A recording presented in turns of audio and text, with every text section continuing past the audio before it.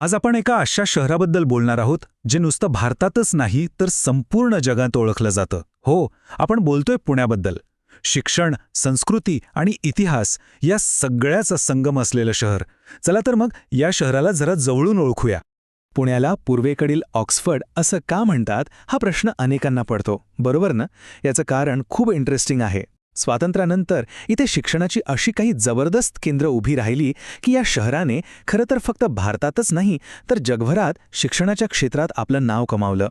पण पुणे म्हणजे फक्त शिक्षण नाही बरं का, हे एक प्रचंड मोठं महानगर आहे. लोकसंख्येनुसार बघितलं तर पुणे भारतात 7व्या क्रमांकावर येतं. आता विचार करा, एवढं मोठं शहर, या शहराची आर्थिक आणि सामाजिक ताकद किती असेल. म्हणूनच तर लाखो लोक इथल्या संधींकडे आकर्षित होतात. आणि गंमत म्हणजे ही फक्त गर्दी नाहीये.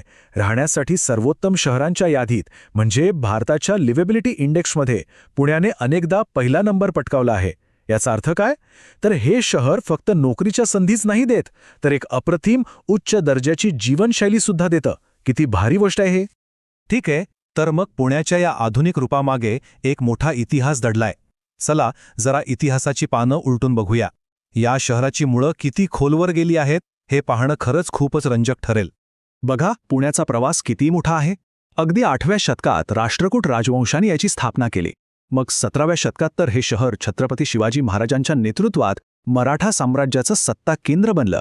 आणि 1947 नंतर म्हणजे स्वातंत्र्यानंतर शिक्षण आणि विद्यापीठांचं एक प्रमुख केंद्र म्हणून उदयास आलं. म्हणजे प्रत्येक काळात पुण्याने स्वतःला नव्याने सिद्ध केलंय. तर हा होता इतिहास. आता येऊया थेट आजच्या काळात. आजचं पुणे कसं आहे? आजचं पुणे एका नव्या शक्तिशाली रूपात आपल्यासमोर उभं आहे. आणि त्याची ओळख 2 शब्दांत सांगायची झाली तर ती आहे इंजिन आणि इलाज. हे बघा, ही आहे पुण्याच्या आधुनिक अर्थव्यवस्थेची 2 मुख्य अंग. एका बाजूला आहे ऑटोमोबाईल इंडस्ट्री, जिथे बनणारे इंजिन भारताच्या विकासाला वेग देतात. आणि दुसऱ्या बाजूला जगाला जीवनदान देणारी लस तयार होते.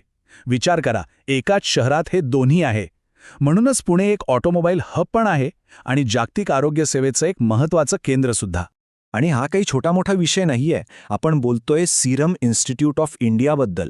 ही जगातली सगळ्यात मोठी लस उत्पादक कंपनी आहे आणि ती आपल्या पुण्यात आहे. यामुळेच तर जागतिक आरोग्य क्षेत्रात पुण्याची एक वेगळीच ओळख आहे, एक वेगळाच दबदबा आहे. आता एक आकडा ऐका जो ऐकून अक्षरशः अंगावर काटा येईल.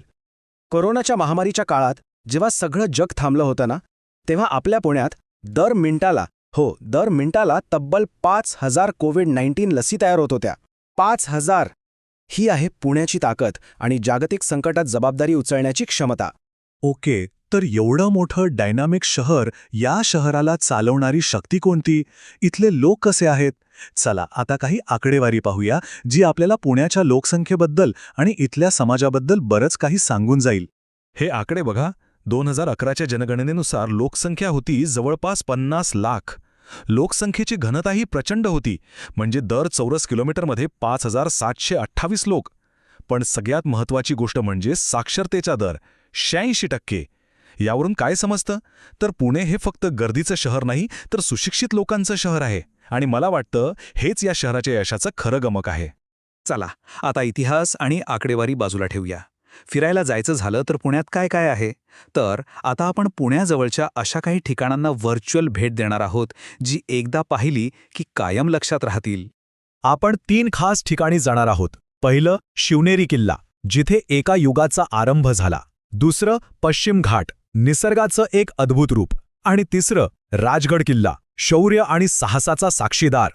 आपला पहिला स्टॉप आहे शिवनेरी. हा फक्त एक किल्ला नाहीये, हे छत्रपती शिवाजी महाराजांचा जन्मस्थान आहे. विचार करा, 300 मीटर उंच टेकडी आणि वर जायला 1-2 नाही तर तब्बल 7 दरवाजे पार करावे लागतात. जेव्हा आपण त्या शिखरावर पोहोचतो तेव्हा असं वाटतं की आपण इतिहासाच्या काळातच पोचलो आहोत. एक वेगळाच अनुभव असतो तो. इतिहासातून आता थेट निसर्गाच्या सानिध्यात पुण्याजवळच्या पश्चिम घाट, याला तर युनेस्कोने जागतिक वारसास्थळ म्हणून घोषित केलंय. इथले डोंगर, घनदाट जंगलं आणि रंगीबेरंगी फुलं, अरे वाह! निसर्गप्रेमींसाठी तर ही जागा म्हणजे अक्षरशः स्वर्गच आहे. आणि आता आपला शेवटचा स्टॉप राजगड. तब्बल 25 वर्षांपेक्षा जास्त काळ हा किल्ला महाराजांची राजधानी होता. आजही तो तितकाच भव्य आणि दिमागदार आहे. ट्रेकर्ससाठी तर राजगड ट्रेक म्हणजे एक वेगळंच चॅलेंज असतं. आणि अनेक जण तर खास सकाळचा सूर्योदय बघण्यासाठी तिथे रात्री मुक्काम करतात. तो क्षण, तो अनुभव खरंच शब्दात सांगता येणार नाही. तर मग या सगळ्या प्रवासानंतर मनात एक प्रश्न येतोच की पुण्याची खरी ओळख काय आहे? एक ऐतिहासिक राजधानी, एक आधुनिक औद्योगिक केंद्र की एक नैसर्गिक स्वर्ग? खरं तर याचं उत्तर सोपं नाहीये, कारण पुणे हे या सगळ्यांचं एक अफलातून मिश्रण आहे आणि म्हणूनच हे शहर इतकं खास, इतकं अद्वितीय आहे. यावर नक्कीच विचार करण्यासारखं आहे.